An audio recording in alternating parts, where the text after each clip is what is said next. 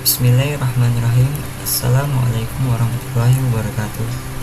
Perkenalkan, nama saya Suhaimi Fahri dari kelas DI 20D5. Di sini saya ingin mempresentasikan atau menyampaikan sebuah materi tentang aspek-aspek tinjauan pelanggaran kode etik profesi IT. Di sini aspek-aspek tinjauan pelanggaran kode etik profesi IT ada 5, yaitu aspek teknologi, ada aspek hukum, ada aspek pendidikan, ada aspek ekonomi, dan ada aspek sosial budaya. Aspek teknologi, semua teknologi adalah pedang bermata dua. Ia dapat digunakan untuk tujuan baik dan jahat. Contohnya, teknologi nuklir dapat memberikan sumber energi, tetapi nuklir juga menghancurkan kota Hiroshima. Seperti halnya juga teknologi komputer. Orang yang sudah memiliki keahlian di bidang komputer bisa membuat teknologi yang bermanfaat, tetapi tidak jarang yang melakukan kejahatan. Yang kedua, aspek hukum. Hukum untuk mengatur aktivitas di internet, terutama yang berhubungan dengan kejahatan maya, antara lain masih menjadi perdebatan. Ada dua mengenai hal tersebut, antara lain yang pertama, karakteristik aktivitas di internet yang bersifat lintas batas sehingga tidak lagi ditunduk pada batasan teritorial.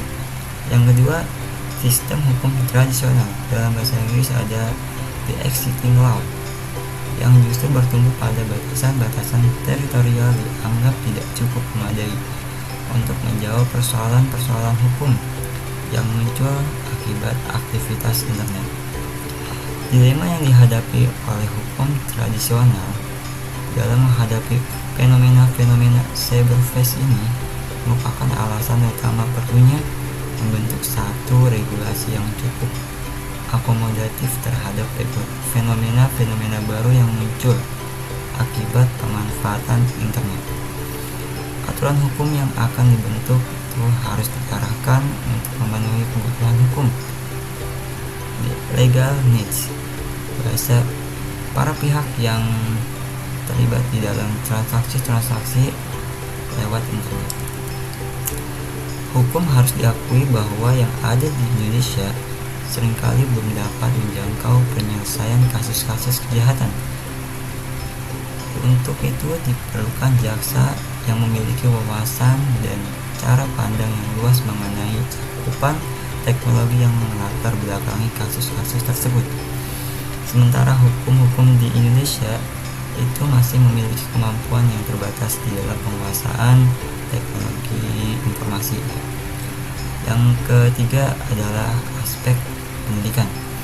Dalam kode etik hacker ada kepercayaan bahwa berbagi informasi adalah hal yang sangat baik dan berguna, dan sudah merupakan kewajiban atau kode etik bagi seorang hacker untuk membagi hasil penelitiannya dengan cara menulis kode yang open source dan memberikan fasilitas untuk mengakses informasi tersebut dan menggunakan peralatan pendukung apabila memungkinkan.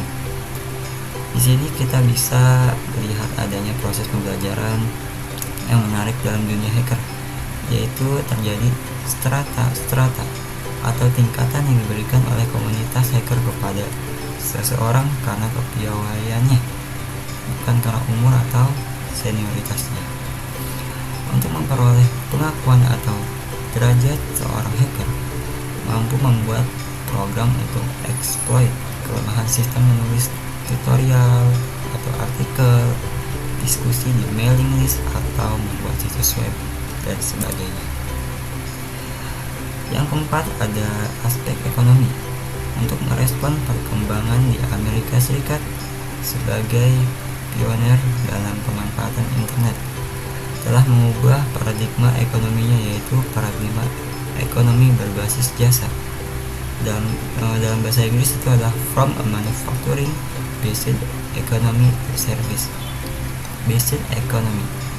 Akan tetapi pemanfaatan teknologi yang tidak baik, adanya kejahatan di dunia maya, biasanya mengakibatkan kerugian ekonomi yang tidak sedikit. Di Indonesia ada 109 kasus yang merupakan predikat fraud atau credit card. Korbannya 80% adalah warga Amerika Serikat. Yang kelima, aspek sosial budaya. Akibat yang sangat nyata adanya cybercrime terhadap kehidupan sosial budaya Indonesia adalah ditolaknya setiap transaksi di internet dengan menggunakan kartu kredit yang dikeluarkan oleh perbankan Indonesia. Masyarakat dunia tidak percaya lagi dikarenakan banyak kasus kredit fraud yang dilakukan oleh netter asal Indonesia. Cybercrime adalah membuat melawan hukum yang dilakukan dengan menggunakan internet yang berbasis pada kecanggihan terhadap teknologi komputer dan telekomunikasi. Mungkin itu saja yang bisa saya sampaikan, dan saya beri ilmu kepada kalian. Semoga ilmunya bermanfaat. Mohon maaf jika ada salah kata. Saya ucapkan terima kasih. Assalamualaikum warahmatullahi wabarakatuh.